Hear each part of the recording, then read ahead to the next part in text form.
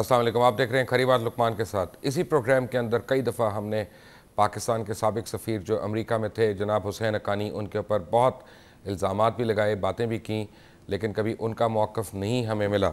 आज हुसैन हक्कानी हमें अपना मौक़िफ़ देने के लिए राज़ी हो गए हैं। मेरी एक स्पेशल रिक्वेस्ट थी उनसे आज सुबह को, मेरी जब पाकिस्तानी वक्त के मुताबिक बात हुई, उन्होंने मुझे एक बात बताई जो मैं कोट करना चाह रहा हूँ हुसैन हक्कानी को कि इससे बड़ी कोई तकलीफ़ नहीं हो सकती कि मुझे गद्दार करार दिया जाए। मेरी वालदा पाकिस्तान के एक अस्करी कब्रिस्तान में दफन है। मेरे वालिद और भाई ने पाक फ़ौज में खिदमत अंजाम दी और फिर इसी फ़ौज की तरफ से उनको ये धमकियों का सिलसिला शुरू हो गया। ये उन्होंने नहीं कहा, ये मैं ऐड कर रहा हूँ। और उन्होंने उनके मुताबिक मेमो को राई का पहाड़ बनाकर पेश किया गया और अब इसमें पहाड़ के अंदर राई भी नहीं मिल रही। हुसैन हक्कानी हमारे साथ इस वक्त मौजूद हैं। जनाब अस्सलाम वालेकुम हक्कानी साहब। वालेकुम अस्सलाम। हक्कानी साहब, पहले तो मुझे ये बताएं, इससे पहले कि मैं कुछ सवालात करूं, क्योंकि सवालात तो बहुत हैं, लेकिन मैं ये पूछना चाहूँगा कि इस पूरे केस में आपका ब्रीफली मौक़िफ़ क्या है, ताकि फिर आपको मैं एक बात बताऊं कि अभी थोड़ी देर पहले प्रोग्राम शुरू होने से पहले मैंने ट्विटर पे ट्वीट की कि आज का प्रोग्राम आपके साथ है, तो उस पर एकदम यकायक काफ़ी हेट मैसेजेस भी आए और कुछ लोगों ने यकीनन उन्होंने ये कहा कि जी सच्चाई जानने का मौका मिलेगा, लेकिन काफ़ी ज़्यादा अक्सरियत जो थी उन्होंने अपना माइंड बनाया हुआ है। इस सारी मोहब्बत की क्या वजह हो सकती है? देखिए, बुनियादी तौर पे हमारे यहाँ अब राय के फ़र्क का एहतराम ख़त्म हो गया है। अब हमारे यहाँ जो आदमी मज़हब के मामले में आपसे ज़रा सा मुख्तलिफ ख्याल रखता हो वो काफिर है। जो मुल्क के मफाद के बारे में आपकी राय से अलग राय रखता हो वो मुल्क दुश्मन या गद्दार है। तो ये एक माहौल बना हुआ है और कुछ लोग उस माहौल से फ़ायदा भी उठाते हैं। कोई ख्वाजा, कोई शेख, कोई चौधरी ऐसे हैं कि जिनकी सियासत सारी की सारी सिर्फ यही है कि दूसरों के बारे में ये कहें कि जी वो मुल्क दुश्मन और गद्दार हैं। हकीकत ये है कि कौमों में जो गुफ्तगू होती है वो ये होती है कि मुल्क का मफाद क्या है। एक आदमी कहता है जी बिजली इतनी कीमत पे देने से मुल्क को ये फ़ायदा होगा और उसका रीज़न ABC है। यहाँ ये होता है कि नहीं जी ये देखो जी चोर हैं, बिजली नहीं दे रहे, खा गए। इसी तरीके के साथ कौमी मफाद क्या है, किस मुल्क से ताल्लुक़ मुल्क के मफाद में है, किसके साथ नहीं है। दूसरी बात यह है कि मेरे कुछ मखसूस ख्यालात हैं बैनुल-अक़वामी ताल्लुक़ात के बारे में। आपको पता होगा कि मैं बैनुल-अक़वामी ताल्लुक़ात का प्रोफेसर भी हूँ, 10 साल से पढ़ा भी रहा था और किताबें भी लिखी हैं अल्लाह के फजल से। मेरी एक मखसूस सोच है जो बैनुल-अक़वामी सोच के धारे या ग्लोबल मेन स्ट्रीम के करीब है। पाकिस्तान में ग्लोबल मेन स्ट्रीम को एक बैनुल-अक़वामी साजिश करार दे दिया गया है और आपके कुछ दोस्त भी हैं एंकर्स वगैरह, वो भी यही करते रहते हैं, हर वक्त की साजिश हो रही है। किसी ने पिछले दिनों बड़ा अच्छा सवाल किया कि अंग्रेज़ों के खिलाफ कोई साजिश क्यों नहीं होती, क्योंकि इंग्लैंड में या अमेरिका में कोई ये नहीं कह रहा होता कि जी वो बैठे हुए दूसरे मुल्कों में हमारे खिलाफ साजिश कर रहे हैं। हमारे यहाँ हमने हर वक्त साजिश का नजरिया बनाया हुआ है। और आखिरी बात ये कि खुद हमारी तारीख जो है उसके हवाले से एक हमें बचपन से पढ़ाया जाता है, जो बाय द वे पूरी तरह तारीखी तौर पे दुरुस्त नहीं है, क्योंकि हमें तारीख भी बड़ी एडिट करके पढ़ाई जाती है। तो फौरन ये हो जाता है कि जी मुसलमानों को तो कभी नुकसान ना होता अगर हमारे अंदर ही गद्दार ना होते। हालांकि हकीकत यह है कि अंग्रेज इतने बड़े हिंदुस्तान पे कब्जा सिर्फ मीर जाफर और मीर सादिक की वजह से नहीं कर सका, इस वजह से कर सका कि उसकी तोपें ज्यादा मजबूत थी, उसकी फौजें ज्यादा वेल ट्रेंड थी। लेकिन हम क्योंकि ये पढ़ाते नहीं हैं तो लोग जो हैं वो एक जज्बाती फजा में फौरन आ जाते हैं। तो मुझे तो आदत है, इसके लिए आपने नोट किया होगा कि जहाँ हेट मैसेजेस आते हैं मैं कभी हेट का जवाब हेट से नहीं देता, बल्कि मैं फिर भी कोशिश करता हूँ कि लोग समझें और बात को जाने। तो ये तो वैसे कल मैंने आउट ऑफ कॉन्टेक्स्ट बात कर रहा हूँ, कल मैंने नजम सेठी का एक मैसेज पढ़ा था, उन्होंने बड़ा अच्छा उसका जवाब दिया। तो उन्होंने कहा था कि if you have any valid argument और evidence then please I mean snub me but don't accused and don't sound hollow, something like that. यानी ये उनकी बिल्कुल सही बात थी। वैसे आई एग्री विद दैट। बात उनकी इसलिए दुरुस्त है जी कि देखें दलाइल से बात होनी चाहिए। अब आ जाइए आप मेमो के मसले पे। मेरा मौक़िफ़ बड़ा सीधा साधा है। मेरा मौक़िफ़ ये है कि मंसूर एजाज साहब ने ये बिल्कुल घड़ा है मामला कि इसमें मेरा कोई किरदार है। उन्होंने ज़रूर मेमो भेजा। मेमो भेजने के साथ उन्होंने कोई इस तरह की कार्रवाई की कि मेरे साथ बहरहाल उनका बहुत सारे पाकिस्तानी ओरिजिन के जो लोग अमेरिका में उनका मुझसे रब्ता होता है और मसलन मैंने अपने टेलीफोन बिल दिए कमीशन को, मेमो कमीशन को, कि भाई मेरे मई 2011 में 800 से ज़्यादा टेलीफोन कॉलें हैं ایک فون نمبر کے اوپر، ایک بلیک بیری پر، انکمنگ اور آؤٹ گوئنگ. تو 800 فون کالوں میں اگر 2 فون کالیں منصور اعجاز صاحب نے کر لیں تو کوئی قیامت نہیں آگی. لیکن مجھے یہ نہیں پتا تھا کہ وہ ان کالوں کے بعد یہ جھوٹا الزام لگائیں گے کہ اس کال کے اندر میں نے ان کو کوئی میمو ڈکٹیٹ کیا. اولن تو 12-15 منٹ کی ٹیلی فون کال اگر کبھی ہو بھی جائے جس میں آپ نے 2-3 دفعہ ہولڈ بھی کرایا ہو، کسی اور سے بات بھی کی ہو، تو اس کے اندر میمو نہیں ڈکٹیٹ ہوتے. یہ بڑے سیریس کام ہوتے ہیں. مگر پھر انہوں نے ایک ہوشیاری یہ کی کہ مجھے میسیجز بھیجنے شروع کیا. اب آپ کو بھی آتے ہوں گے بہت سارے ٹیکسٹ میسیجز. پاکستان میں تو مزاحیہ ٹیکسٹ میسیجز بھی لوگ ایکسچینج کرتے ہیں. میرا بلیک بیری پن ان کے پاس تھا کیونکہ کسی موقع کے اوپر میں نے دے دیا ہوگا کہ بھئی آپ مجھ سے بلیک بیری پہ کر لیں، سستا ہوتا ہے، کوئک ہوتا ہے، وہ BBM میسیج جو ہوتا ہے. وہ لوگوں نے میسیجز پڑھنے کے لیے، ایک اخبار ہے اس کے ایڈیٹر صاحب جو ہیں وہ اپنے آپ کو بہت ثقہ سمجھتے ہیں، لیکن وہ خود بھی امریکہ میں رہتے ہیں اور مختلف قسم کی باتیں، ایسے الزامات تراشی کرتے رہتے ہیں اور اس حکومت کی گنتی بھی کرتے رہے پہلے دن سے کہ جائے جائے جائے. انہوں نے وہ سارا کچھ چھاپ کے ایک فضا بنا دی، جس کے نتیجے میں نواز شریف صاحب سپریم کورٹ چلے گئے. سپریم کورٹ نے کہہ دیا یہ تو جی بڑا ظلم ہو گیا. بغیر میرا کیس سنے انہوں نے 1 دسمبر کو میرے اوپر ملک سے باہر جانے پر پابندی لگا دی اور ایک فضا بن گئی جی غداری ہو گئی، غداری ہو گئی، غداری ہو گئی. پاکستان فوج کا اس میں براہ راست کوئی کردار نہیں تھا علاوہ اس کے کہ جنرل پاشا نے منصور اعجاز سے ملاقات کی تو انہوں نے بھی وہ بلیک بیری میسیج دیکھا اور وہ بھی بڑے حیران ہوئے، ششدر ہوئے اور انہوں نے کہا جی اس کی تحقیق ہونی چاہیے. لیکن فوج کی جانب سے تحقیق کے مطالبے کو یہ کہنا کہ فوج نے تصدیق کر دی ہے ساری بات کی بغیر تحقیق کے، یہ ذاتی میڈیا کے بعض عناصر کی جانب سے ہوئی، اپوزیشن کی جانب سے ہوئی اور بالآخر عدلیہ کی جانب سے ہوئی جس نے یک طرفہ طور پر یہ کام کیا. تو میرا موقف سیدھا سادہ ہے، میرا میمو سے کوئی تعلق نہیں تھا. میں پاکستان کا سفیر تھا، پاکستان کے موقف کی نمائندگی کر رہا تھا اور پاکستان کے کسی ادارے کے خلاف بات کرنا بطور سفیر نہ میرا کام بنتا تھا نہ میں نے یہ کام کیا. اچھا حقانی صاحب یہ بتائیں کہ آپ کو واپس آ کے سپریم کورٹ کو فیس کرنے کے لیے کس قسم کی گارنٹیز درکار ہوں گی؟ پہلی بات تو یہ کہ مجھے سپریم کورٹ کو فیس کرنے کی ضرورت نہیں ہے، کیونکہ جو ملک کا قانون ہے اس کے مطابق سپریم کورٹ آخری عدالت ہے جس میں آدمی اپیل کر سکتا ہے. یہ پہلی عدالت نہیں ہے. مجھ پر ابھی تک کوئی چارج ہی فائل نہیں ہوا. پاکستان میں کیا ہوتا ہے، اگر میں آپ پہ یہ کہوں جی منصور اپنے مبشر لقمان صاحب نے میری بکری چرا لی ہے تو طریقہ کار کیا ہے؟ میں جا کے ایک FIR درج کراؤں گا، پھر FIR درج کرنے کے بعد وارنٹ گرفتاری جاری ہوں گے، پھر آپ کے خلاف کوئی تحقیق ہوگی، پھر وہ سب کچھ تو ہوا نہیں. اور سپریم کورٹ میں جا کے پٹیشن ڈال دی گئی کہ جی قومی مفاد اور قومی سلامتی خطرے میں پڑ گئی اور پٹیشن بھی اپوزیشن کے لیڈر نے ڈالی جس کے اوپر زیادہ غور ہونا چاہیے تھا کہ یہ تو سیاسی بات ہوگی.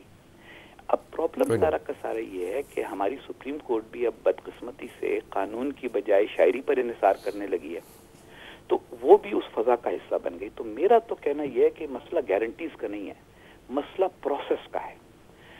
میں تو میرا ملک ہے بھائی، میں نے تو آنا ہی آنا ہے. میں دیکھیے جی اتنے سال میں نے امریکہ میں پڑھایا، میں نے کبھی امریکی شہریت کی درخواست تک نہیں دی. مجھ پہ جھوٹا الزام لگایا گیا جی دوہری شہریت ہے، کوئی دوہری شہریت نہیں ہے. میں نے درخواست تک نہیں دی امریکی شہریت کی اور میں نے 10 دفعہ یہ چیلنج دیا کہ کوئی آدمی ڈھونڈ کے دکھا دے. امریکہ میں تو ہزاروں طریقے ہیں چیزوں کو انویسٹیگیٹ کرنے کے نا جی. انٹرنیٹ پہ بھی آپ کو مل سکتے ہیں لوگوں کے نام جنہوں نے اپلائی کیا ہوتا ہے سٹیزن شپ وغیرہ کے لیے اگر محنت کریں کوئی، لیکن وہ کام نہیں کریں گے، الزام ڈال دیں گے.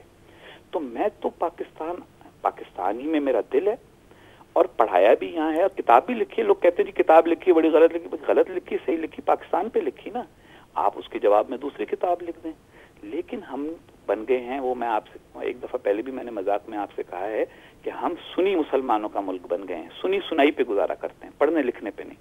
تو مجھے مسئلہ گارنٹیز کا نہیں ہے. سپریم کورٹ نے آج تک سپریم کورٹ کو حق ہی نہیں ہے کہ وہ ایک کرمنل کورٹ کا کردار ادا کرے. سپریم کورٹ ایک اپیل کورٹ ہے جس کے اندر آئینی مسائل ڈسکس ہونے چاہیے. میں نے عدلیہ کے احترام میں اس پورے پروسیس میں بہت کوآپریٹ کیا، لیکن آخر میں جا کے جب میمو کمیشن نے یہ واضح کر دیا کہ وہ مجھے برابر کے طور پر ٹریٹ کرنے کو ہی تیار نہیں ہے. دیکھیں نا، الزام لگانے والے کو آپ ویڈیو لنک پر اپنا بیان دینے دیتے ہیں تو جس پر الزام لگایا گیا اسے بھی حق دیں کہ وہ اپنی وضاحت بیان کر دے. اس کے بعد اگر اب کمیشن کا کام کیا، الزام لگانے والا پاکستان کا شہری نہیں ہے نا جی. دیکھیں جی تو پھر آپ ایک نئی مثال قائم کر رہے ہیں نا. میں یہاں بہت سارے دوسرے ملکوں کے شہری ڈھونڈ کے آپ پہ الزام لگوا دوں تو اس کے بعد آپ اپنے آدمی کو حقوق کا تحفظ نہ کریں اور غیر ملکی کو خصوصی رعایتیں دیں. تو جب یہی بات میرے جیسے لوگ کرتے ہیں تو پھر آپ جیسے لوگ اور آپ کے وکیل جو ہیں صاحبہ ان جیسے لوگ اعتراض کرتے ہیں کہ جب میں کہتا ہوں کہ اگر مجھے اعتبار کرنا ہے تو پہلے تو مجھے پاکستانی جنرلز کا اعتبار کرنا ہے کہ مجھے جنرل جونز کا اعتبار کرنا ہے یا ایڈمرل ملن کا اعتبار کرنا ہے؟ پاکستانی جنرلز تو بیچ میں سے ہٹ چکے ہیں نا جی. جنرل پاشا ایفیڈیوٹس تو ہیں نا جی ان کے.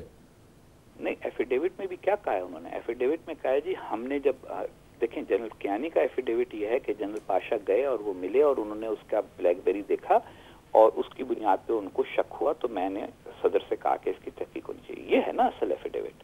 اور جنرل پاشا کا ایفیڈیوٹ یہ ہے کہ میں ملا 4 گھنٹے اس نے مجھ سے بات کی اور میں اس کی تحقیق چاہتا ہوں. اچھا, اب جب جنرل پاشا پیش ہوئے کمیشن کے روبرو تو ان سے سوال جواب ہوئے تو سوال میں ان سے پوچھا گیا جی آپ نے ان 4 گھنٹوں کی ملاقات کے علاوہ کوئی اور تحقیقات کی؟ انہوں نے کہا نہیں جی میں نے نہیں کی. انہوں نے کہا جی اس نے آپ کو اپنا بلیک بیری دیا تاکہ اس کا وہ ہو سکے فورینسک, کیا ایس آئی کے پاس فورینسک کرانے کی صلاحیت ہے؟ انہوں نے کہا جی اس نے میں نے مانگا تھا, اس نے مجھے بلیک بیری نہیں دیا. تو اس نے تو ایک جھلک دکھانے والا کام کیا نا جی. اور ہمارے جرنیلوں نے دیانتدارانہ بات کرنے کی کوشش کی کہ بھئی ان کو شک ہوا تھا, شک کا تو انہیں حق ہے نا, مجھے ان پر شک کا حق ہے. مطلب مجھے بھی آخر پاکستان کے جرنیل تو جنرل یحییٰ خان بھی تھے, جنرل حمید گل بھی بدقسمتی سے پاکستان کے جرنیل تھے, تو غلطی ہو سکتی ہے ان سے, مگر جو پروسیس ہے آئینی قانونی وہ تو فالو ہر چیز میں ہونا چاہیے نا. یا یہ ہے کہ پتہ چلا کہ ایک آدمی جو ہے کیونکہ اس کی رائے پسندیدہ نہیں ہے ایک ایسے موقع پر کہ جب پوری قوم دیکھیں نا 1971 میں پاکستان میں ایک تحریک چلی تھی, آپ تو چھوٹے ہیں مجھ سے عمر میں, اس وقت ایک تحریک چلی تھی وہ تھی کرش انڈیا. ہر آدمی کرش انڈیا اپنی کار کے اوپر سٹیکر لگائے پھر رہا تھا. لیکن 71 میں کرش انڈیا تو نہیں ہوا نا, تو 2 4 5 لوگ تھے, ان میں ایئر مارشل اصغر خان بھی شامل تھے, جو کہتے تھے کہ یہ ہم غلط کر رہے ہیں, اس پاکستان میں ہماری پالیسی غلط چل رہی. اگر ہم نے ان کی بات سنی ہوتی تو شاید ہم مشکل سے بچ جاتے. تو میں بھی ان لوگوں میں سے ہوں جس کی رائے ذرا مختلف ہے باقی لوگوں سے, ٹھیک ہے, مگر میری رائے مختلف ہونے کی وجہ سے مجھے کنڈیم تو نہیں کر دیا جانا چاہیے. Let's recreate. الحمدللہ اب پاکستانی فوج نے بھی میرے خلاف کوئی استغاثہ درج نہیں کرایا. اب یہ ہے قانی صاحب کہ اس کو لیٹس ریکریٹ سرٹن ایونٹس, کیونکہ آپ نے ابھی کہا کہ میں مخصوص خیالات کا مالک ہوں اور میری کتاب میں مخصوص خیالات ہی ہیں. اب یعنی جب ہم آپ کے اوپر جو الزامات لگے ہیں, میں یہ کہہ رہا ہوں, ان میں سب سے بڑا اور کاری ضرب یہ ہے کہ جناب آپ کی کتاب کے اقتباسات جو ہیں وہ کیری لوگر بیل سے بڑی مماثلت رکھتے ہیں. آپ کے مضامین جو ہیں وہ میمو کی یعنی بنت جو ہے ان سے ملتی جلتی ہے. پھر اب ہو کیا رہا ہے کہ منصور اعجاز کو آپ نے میمو ڈکٹیٹ نہیں کیا. میں آپ کی بات مان رہا ہوں ایک لمحے کے لیے, یہ تو فائنلی تو عدالت کا کام ہے ماننا یا نہ ماننا, لیکن اس لمحے میں آپ کی بات مان رہا ہوں.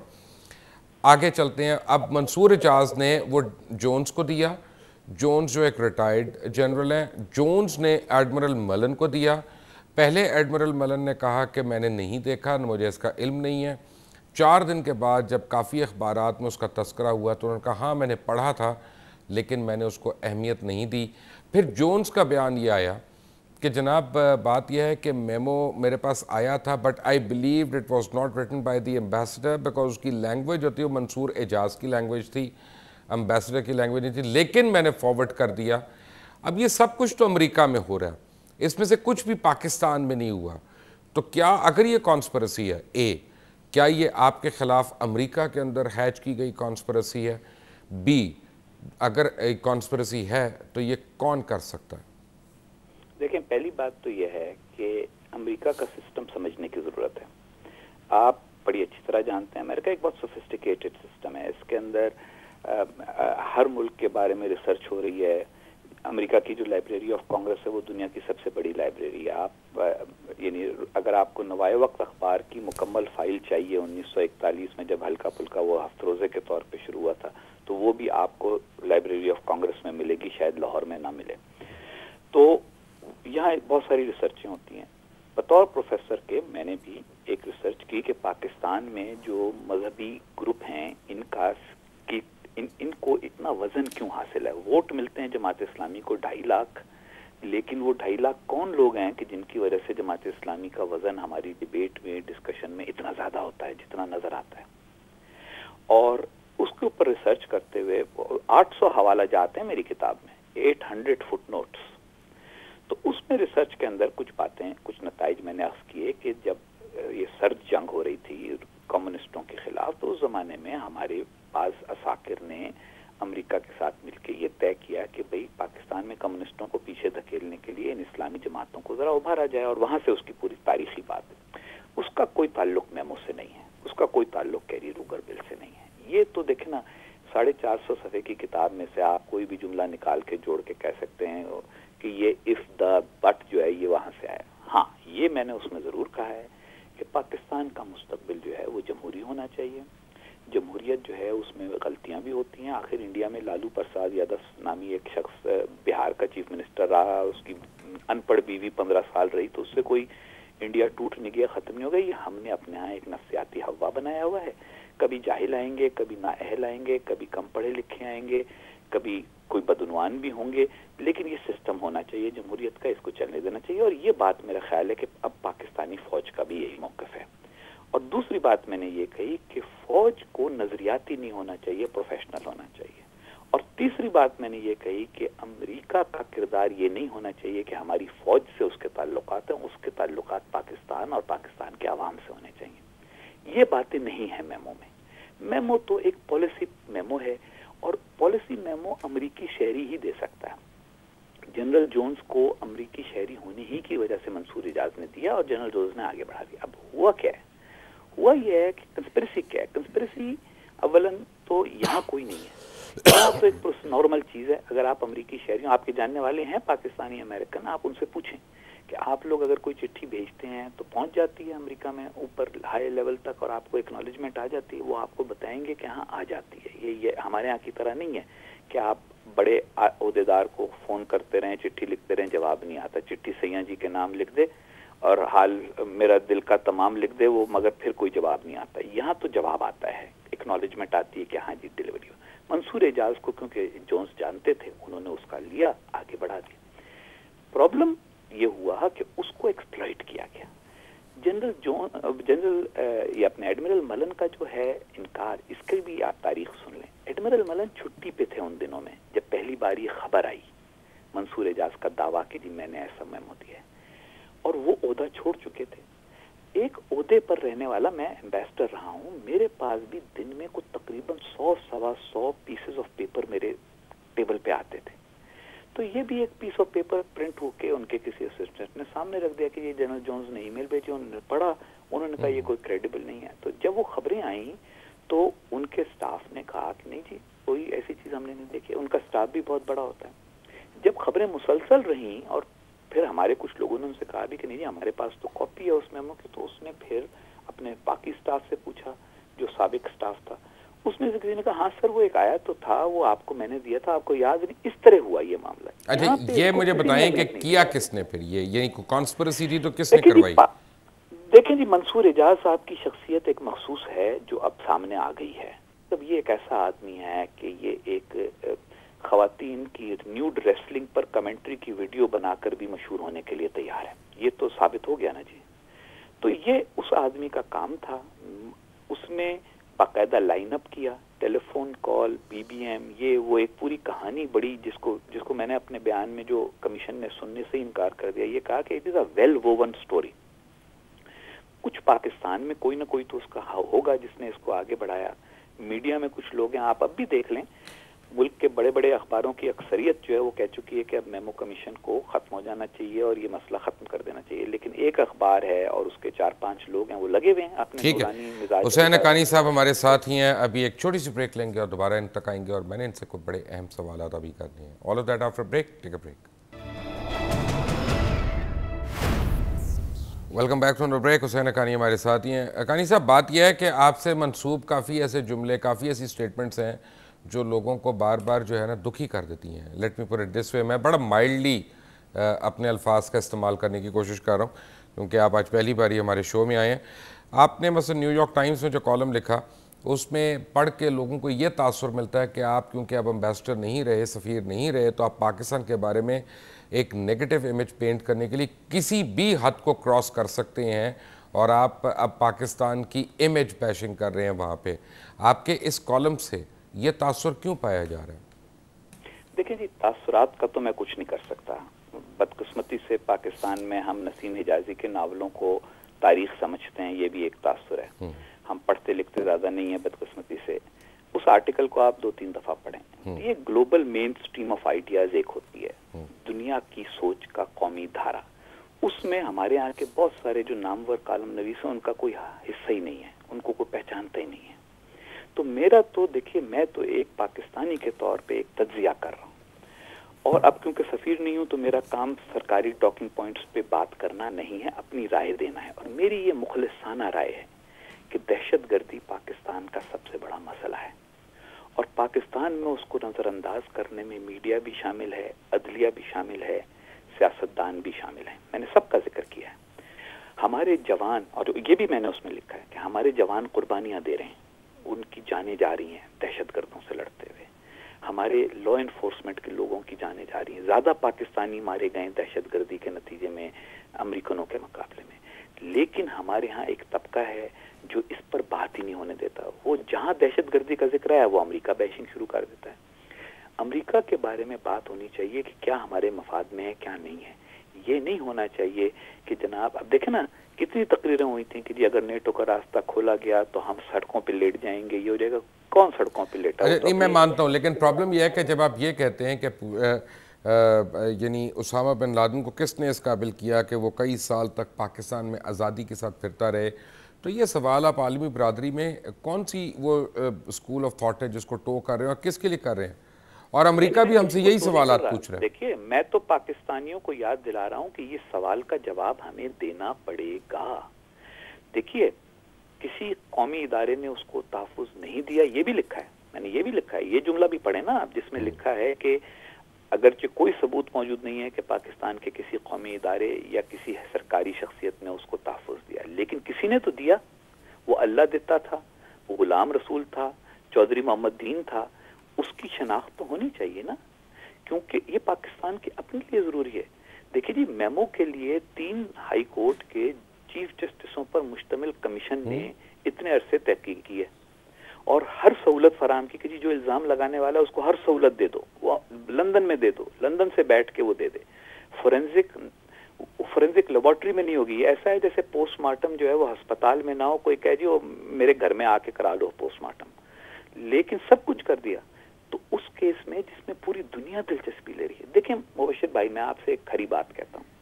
ہمارے ہاں ایک حافظ صاحب ہیں، میں نام نہیں لوں گا، وہ بڑی جناب ہیرو ہیں اور بعض لوگ ان کے بڑے جلوس نکالتے ہیں.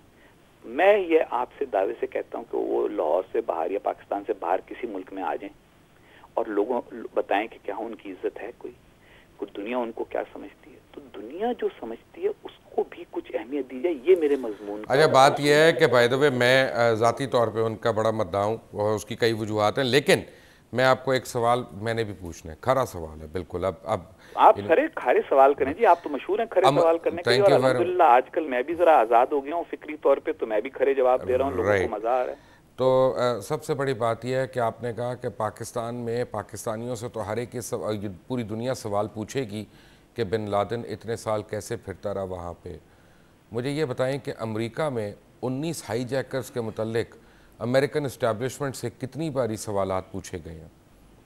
دیکھیے جی، امریکن اسٹیبلشمنٹ نے، اگر آپ مائیکل مور نے اس کے متعلق کیا کیا بنایا آپ نے دیکھ لیا؟ دیکھیں نا، ایک 9/11 کمیشن بنا، اس نے باقاعدہ ادھر ایبٹ آباد کمیشن بنا، ادھر ایبٹ آباد کمیشن بنا ہے، اس کے آنے سے پہلے، رپورٹ آنے سے پہلے یہ تمام تجزیات آنا شروع ہو گئے. نہ بہت بڑا فرق ہے. 19 ہائی جیکرز کی پوری کہانی باہر آ چکی کہ وہ ان کو ویزا کس نے دیا، کیسے دیا، کیوں آئے، کیسے آئے، ساری ڈیٹیلز آ گئی. ان لوگوں کے ساتھ کیا ہوا؟ ایف بی آئی بھی تو انوالو تھی نا؟ اریسٹ ہوئے، سب اریسٹ ہوئے. ایف بی آئی میں سے بعض تو گوانتانامو میں ہیں. جارج ٹیننٹ وغیرہ کے ساتھ کیا ہوا؟ نہیں، جارج ٹیننٹ کے اوپر تو کوئی الزام نہیں ہے نا.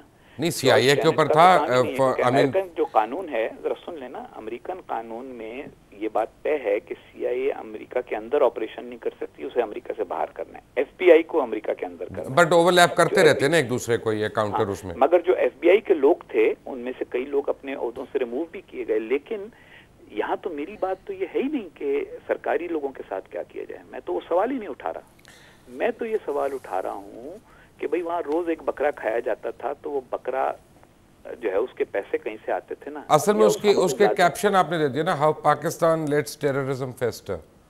نہیں, وہ تو میرا دیا ہوا کیپشن نہیں ہے نا, آپ کو بھی پتا ہے اس بات کا کہ کیپشن جو ہوتے ہیں وہ تو ایڈیٹرز دیتے ہیں نا, میں تو صرف مضمون لکھتا ہوں. متن میرا ہے. اس کے پیسے بھی ملے تھے آپ کو لکھنے کے؟ کیا لکھا ہے دیکھیں, اس کو لکھنے کے پیسے ملے تھے؟ میں نے یہ لکھا ہے, میں نے پاکستان کی قربانیوں کا ذکر کیا ہے, میں نے یہ لکھا ہے کہ امریکہ کو حق نہیں ہے پاکستان میں یونیلیٹرلی ایکٹ کرنے کا, یہ بھی لکھا ہے. اس کو بھی اجاگر کریں ذرا کہ امریکہ کو حق نہیں ہے اور پاکستانیوں کو صدمہ ہوتا ہے امریکہ کے یونیلیٹرل ایکشن سے. یہ بات لکھی ہوئی آپ پڑھیں دوسرے پیراگراف میں. لیکن ساتھ ہی میں یہ بھی کہہ رہا ہوں, جو کہ اچھا پھر ایک اور بات سمجھ لیں آپ, نیو یارک ٹائمز جو ہے وہ روزنامہ مسکین گجراں والا تو نہیں ہے نا. نیو یارک ٹائمز دنیا کا بہت سب سے بڑے 2-3 اخباروں میں سے ہے. اس میں لکھنے کا مقصد جو ہے وہ بین الاقوامی رائے کے ساتھ بات کرنا ہے. تو اس میں نے پاکستان کا کیس بھی پلیڈ کیا ہے کہ امریکہ کو یک طرفہ کاروائیاں نہیں کرنی چاہیے, اس سے پاکستانیوں کی توہین ہوتی ہے, ہتک ہوتی ہے, جو کہ اصولی بات ہے. لیکن کبھی کبھی اپنی بھی بات کرنی چاہیے کہ بھئی دیکھیں, اگر ہم ڈٹائی کریں گے نا اور وہ بات کریں گے کہ جو دنیا میں کوئی سننے کو تیار نہیں ہوگا تو ہم تنہا ہوتے جائیں گے. Fair enough. لیکن یہ بھی تو ہے نا کہ میمو کمیشن کے سربراہ کو یہ بھی تو کہنا پڑا نا کہ امریکن میڈیا کے لیے حسین حقانی صاحب جو ہے ٹریول کر کے واشنگٹن, میساچوسٹس اور فلوریڈا ٹریول کر سکتے ہیں, میمو کمیشن کے آگے اپیئر ہونے کے لیے اپنے ہی ملک نہیں آ سکتے. تب ان کی ایک سیکلی غلط کہی نا, انہوں نے مجھ سے پوچھا ہی نہیں, میں تو کہیں نہیں گیا. میں تو جب سے واشنگٹن آیا, پاکستان سے آیا ہوں تو میں واشنگٹن میں ہی رہا ہوں. ان کو غلط فہمی یہ ہو گئی کہ ان کو جب میڈیکل سرٹیفکیٹ پیش ہوا تو وہ فلوریڈا کے ڈاکٹر کا تھا. ان کو یہ بات سمجھ میں نہیں آتی کہ بھائی یہ کوئٹہ نہیں ہے کہ جناب جو کوئٹہ کا ہسپتال کا ڈاکٹر ہے اس کے لیٹر ہیڈ پہ صرف کوئٹہ کا ایڈریس ہوگا. یہاں پہ امریکہ میں فلوریڈا میں بیٹھا ہوا کنسلٹنٹ جو ہے وہ واشنگٹن کے پیشنٹ کا علاج کر سکتا ہے, ویڈیو لنک کی بیسس کے اوپر اس کو سارے میڈیکل ریزلٹس پہنچ جاتے ہیں. نہیں ٹھیک ہے, آج آپ نے بالکل میں تو پہلے دن سے دیکھیں, جب سے میں آیا ہوں میں واشنگٹن ہی میں ہوں, اور یہ یقیناً میں بوسٹن یونیورسٹی کا پروفیسر ہوں اور بالآخر وہاں جاؤں گا. لیکن بیمار تو آدمی کہیں بھی ہو سکتا ہے نا. دیکھیں موشے, میری آپ سے اس میں ایک اصولی بات ہے, پاکستان میں لاکھوں کیس چلتے ہیں عدالتوں کے اندر, ان میں کئی دفعہ کبھی وکیل بیمار ہو جاتے ہیں, کبھی ملزم بیمار ہو جاتے ہیں, میں تو ملزم بھی نہیں ہوں, کبھی کوئی رہتا ہے, تو ان کے میڈیکل سرٹیفکیٹ مانے جاتے ہیں نا.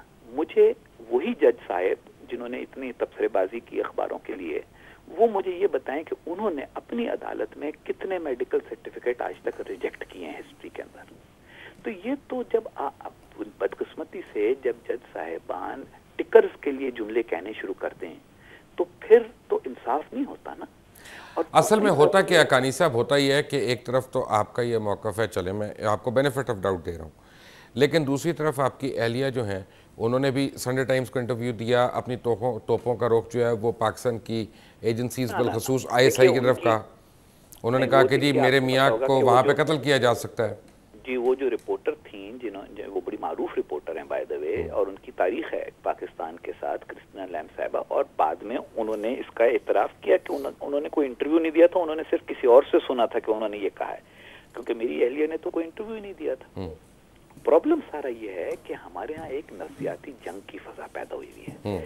میڈیا میں آپ الزام لگا دیں, دیکھیں دنیا میں کیا ہوتا ہے, دنیا میں اور پاکستان میں بھی ایک زمانے میں یہ ہوتا تھا کہ الزام ثابت کیا جاتا ہے, جب الزام ثابت ہوتا ہے پھر آدمی پہ مقدمہ چلتا ہے, پھر اس کو اپنی بے گناہی ثابت کرنی. اب ہم نے کلچر یہ بنا دیا ہے کہ پہلے الزام لگا دیں, پھر لوگ کہتے ہیں, اب مجھے ٹویٹر پہ بھی بار لوگ کہتے ہیں پروو یور سیلف انوسنٹ. بھائی میں کیوں پروو کروں انوسنٹ, پہلے میری گلٹ ثابت کرو نا.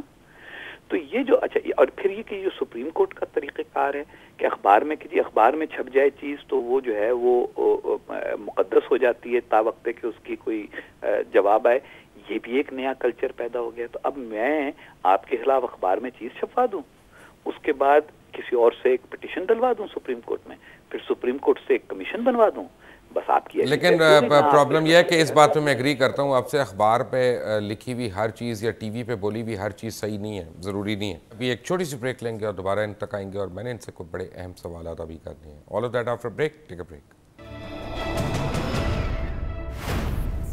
Welcome back from the break. Husain Haqqani ہمارے ساتھ ہیں, پاکستان کے ایمبیسڈر ہیں تھے. حسین صاحب مجھے یہ بتائیے گا کہ آپ نے ہمیشہ دعویٰ کیا کہ پاک امریکی تعلقات میں ایک نئے دور کا آغاز ہو گیا ہے اور تعلقات میں بڑی ہی اسٹریٹجک ڈیپتھ ہے. لیکن ایک ریمنڈ ڈیوس کے واقعے نے پوری اسٹریٹجک ڈیپتھ کو اکھاڑ کے پھینک دیا. آپ کے خیال میں what went wrong over there? دیکھیے دو باتیں غلط ہوئیں. پہلی بات تو یہ ہے کہ ہمارے ہاں جو اسٹریٹجک ڈیپتھ ہم کریٹ کر رہے تھے یا اسٹریٹجک ریلیشن شپ بلڈ کر رہے تھے وہ ایک پروسیس تھا اور وہ چل رہا تھا. اس پروسیس پہ پاکستان میں ریزسٹنس تھی اور امریکہ میں بھی ریزسٹنس تھی. میں ان لوگوں میں سے تھا جو سمجھتا تھا کہ یہ پاکستان کے مفاد میں اور ہماری حکومت کے بہت سارے لوگ یہ سمجھتے تھے. لیکن آپ دیکھیں ہمارے شاہ محمود قریشی صاحب ہیں, وہ وزیر خارجہ تھے. جب تک وہ وزیر خارجہ تھے وہ اس اسٹریٹجک ریلیشن شپ کے حامی تھے. جس دن وزیر خارجہ نہیں رہے انہوں نے اس کے اوپر ہی ضرب لگانی شروع کر دی. تو ہماری ڈومیسٹک پالیٹکس کی اپنی کمپلشنز ہیں. 83% پاکستانی امریکہ پر اعتماد نہیں کرتے. اب بدقسمتی سے ریمنڈ ڈیوس جیسے واقعے کے بعد جو فرق آیا ہے وہ یہ ہے کہ پہلے امریکنوں کی لائف میں پاکستان کو زیادہ امپورٹنٹ نہیں ہوتا تھا. They did not have an opinion on Pakistan. اب بدقسمتی سے کوئی 70-80% امریکن بھی پبلک اوپینین پول میں کہتے ہیں کہ جی ہم بھی پاکستان پر اعتماد نہیں کرتے. تو یہ فضا جو تھی یہ ریمنڈ ڈیوس کے کیس کو ہم نے بہت پرولونگ کیا. سمپل سی بات تھی, یا وہ ڈپلومیٹ تھا یا نہیں تھا, ہمیں آفیشیل ریکارڈ کی بنیاد پہ ایک فیصلہ کرنا چاہیے تھا. جب ہم اس کو اگر ہم نے ڈپلومیٹ نہیں ٹریٹ کرنا تھا تو ہمیں لکھ کے امریکنوں کو بھیج دینا چاہیے تھی چٹھی کہ جی یہ ڈپلومیٹ نہیں ہے, آپ کا ڈیمانڈ غلط ہے. اچھا, دوسری طرف پھر اس کے بعد دوسری بات ہو جاتی جو ہوئی بعد میں کہ انہوں نے خاندان والوں سے نیگوشیٹ کیا اور شریعت کے مطابق قصاص و دیت کی بنیاد پہ مسئلہ حل کرا لیا. لیکن ہم نے کیا کیا؟ ہم نے کیا یہ کہ ہمارے اخباروں نے کہانیاں ڈالنی روز روز کے ریمنڈ یوں ریمنڈ یوں ریمنڈ یوں. اچھا, اگر وہ اتنا بڑا خطرہ تھا پاکستان کے لیے تو جب وہ چلا گیا تو اس کے بعد اس کی کہانی کہاں چلی گئی؟ پرابلم یہ ہے کہ ہم انٹرنیشنل ریلیشنز کو ڈومیسٹک پالیٹکس کی آنکھوں سے دیکھنے لگے ہیں. پاکستان میں امریکہ کو گالی دے کر مقبول ہونا آسان ترین کام ہے. میں آج ابھی اپنا رنگ بدل لوں اور آپ کے شو پر شروع ہو جاؤں امریکہ کی ایسی تیسی, اور امریکہ کی ہزار خرابیاں ہیں بائی دا وے مبشر بھائی, سب کو پتا ہے. امریکہ ایک بڑی طاقت ہے اور وہ بڑی طاقتیں جو ہیں وہ بلی کے طور پہ کام کرتی ہیں, دنیا کے ملکوں کو دباتی ہیں, انصاف نہیں کرتی, یہ سب حقیقتیں ہیں. لیکن خارجہ پالیسی جس کا نام ہے وہ جذبات کا نام نہیں ہوتا, وہ طاقت کے توازن کا نام ہوتا ہے. تو میری ہمیشہ سے یہ رائے ہے کہ پاکستان کو امریکہ کے ساتھ تعلقات میں اپنے مفادات کی نگہبانی کرنی چاہیے. ہمیں یہ انشور کرنا چاہیے کہ ہمارے ایٹمی پروگرام کو ضرب نہ پہنچے جو بھارت کے لیے بنا ہے, امریکہ کے لیے نہیں بنا. ہمارا ایٹم بم امریکہ کے لیے نہیں ہے, بھارت کے لیے. اسی طریقے کے ساتھ ہمیں اپنے خطے میں اپنے مفادات کا تحفظ کرنا چاہیے. لیکن یہ نہیں کرنا چاہیے کہ ہم ہر گلی کوچے میں جہاں لوگوں کو پتہ بھی نہیں ہے کہ امریکہ میں کیا ہوتا ہے کیا نہیں ہوتا, پتہ چلا کہ جو ٹھیے پہ بیٹھا آدمی ہے وہ بھی کہہ رہا ہو جی سارا اسی تے امریکہ نو نیچے لا دیں گے, اسی تے سبق سکھا دیں گے. تو سبق تو سکھانے والی باتیں کرنے یا تو سکھا سکتے ہیں تو سکھا لیں, جب نہیں سکھا سکتے تو حقیقت پسندانہ خارجہ پالیسی کا تقاضا یہ ہے کہ جو لوگ سمجھتے ہیں جانتے ہیں وہ ڈیل کریں اور قوم کو سمجھائیں. اچھا مجھے یہ بتائیں, ہم غلطی جو ہوئی ہے وہ یہ ہوئی ہے کہ ہم قوم کو سمجھاتے نہیں ہیں. ہمارے لیڈر بھی قوم کو اکساتے ہیں بجائے اس کے کہ یہ سمجھائیں کہ ہمارے ایک آکسفورڈ کے پڑھے ہوئے کرکٹ کے کھلاڑی ہیں. آپ کو پتہ ہے مجھے تو زیادہ کرکٹ میں دلچسپی نہیں ہے کیونکہ کرکٹ کو میں براؤن صاحبوں کا کھیل سمجھتا ہوں, لیکن اگرچہ بڑا مقبول کھیل ہے پاکستان میں, اور وہ ایک صاحب ہیں جو براؤن صاحبوں کے خلاف ہیں لیکن کرکٹ کی وجہ سے مشہور ہیں. ان کا کام یہ ہے کہ قوم کو ہر تھوڑے دن کے بعد وہ سبق دیتے ہیں کہ جی امریکہ کے آگے ہم یوں کر دیں گے وہ کر دیں گے, اور پھر امریکہ آ کے گھومتے پھرتے ہیں, اپنی کتاب بھی امریکہ میں چھپواتے ہیں, امریکن خواتین کے ساتھ بھی ان کے مطلب یہ کہ بڑے قریبی رشتے رہے ہیں, اہلیہ بھی ان کی ملک سے باہر کی تھیں اور چندہ بھی جمع کرتے ہیں, مگر پاکستانی عوام کو یہ نہیں بتاتے کہ بھائی امریکہ سے بہتر تعلقات پاکستان کے مفاد میں کیوں ہیں. نہیں انہوں نے ویسے ہمیشہ یہ کہا ہے کہ یہ برابری کی سطح پہ ہونے چاہیے, مساوی تعلقات ہونے چاہیے, ون سائیڈڈ ڈکٹیشن نہیں لینی چاہیے. پڑھاتا ہوں مساوی تعلقات تو نہیں ہوتے. آپ کے خیال میں پاکستان اور موریشس کے تعلقات مساوی ہو سکتے ہیں یا پاکستان اور بوٹسوانا کے تعلقات مساوی ہو سکتے ہیں؟ بنیادی طور پہ طاقت کا ایک توازن ہوتا ہے. ہم افغانستان کے معاملے میں نہیں کہتے کہ افغانستان میں جو حکومت بنے وہ پاکستان کی یعنی مرضی سے تو نہیں, لیکن پاکستان की निगरानी करते हुए बनी चाहिए। क्यों करते हैं? क्योंकि अफगानिस्तान से ताकत का तवाज़ुन हमारा ज्यादा है। ठीक है, लास्ट क्वेश्चन हकानी साहब, असल में अमेरिका को गाली देना हमारा हक है। राइट, लास्ट क्वेश्चन, आपने तो मंसूर एजाज को प्रेसिडेंट जरदारी से मिलवाया था, फिर मंसूर एजाज ने आपको ही डंक क्यों मारा? देखिए जी, मैंने बिल्कुल नहीं मिलवाया। मंसूर एजाज साहब बुनियादी तौर पे गलत बयानियों की कहानी बनाते हैं और ये साबित हो गया। देखिए, आप अपने कितने ईमेल मैसेज और सब चीजें महफूज करके रखते हैं? मैं तो कोई नहीं करता। ये तो साबित कर दिया उन्होंने कि वो एक झूठ की कहानी बनाने के लिए चीजें बचा बचा के रखते हैं। जब सदर पाकिस्तान यहाँ तशरीफ लाए थे तो उस मौके पे बहुत सारे लोग, कोई लॉबी में आके बैठ जाता है, कोई कुछ करता है, कोई कहता है जी मिला दो। देखिए ना, उन्होंने तो न सदर जरदारी के प्रोग्राम पे उनका नाम है, न वो सदर जरदारी से मुलाकात की है उन्होंने, तो उसकी कोई ऑफिशियल पिक्चर है। हमेशा ऑफिशियल तस्वीर खींची जाती है, आप भी जाते हैं कभी ना कभी सरकारी फंक्शंस के ऊपर, ऑफिशियल फोटोग्राफर बिक रहे हैं। वो खड़े हो गए, हाथ मिला लिया, उसके बाद उन्होंने एक टेक्स्ट मैसेज भेज दिया कि जी मैं थैंक यू, मैं मिल लिया प्रेसिडेंट से, एक ईमेल भेज दी। अब बदकिस्मती ये है, जो मैंने सबक सीखा है इस पूरे मामले से, वो ये कि हर आदमी के ईमेल का और टेक्स्ट मैसेज का जवाब न दो, थैंक यू या ओके भी ना कहो, क्योंकि कोई पता नहीं कि उनमें से कौन मंसूर एजाज निकल आएगा। वरना आप पढ़ें सारे बीबीएम जो रोजनामे, अंग्रेजी रोजनामे ने छापे पाकिस्तान में जिससे ये सारी कहानी शुरू हुई, उनमें से किसी मैसेज में मेरी तरफ से ये नहीं कहा गया कि जी मेमो भेजो, ये करो। वो बीबीएम मैसेजेस तो सिर्फ राब्ता जाहिर करते हैं। और मैं कर्टसी कर रहा था, एक आदमी मुझे चिट्ठी पे चिट्ठी भेज रहा है, मैसेज पे मैसेज भेज रहा है, मैंने कह दिया थैंक यू रिसीव्ड।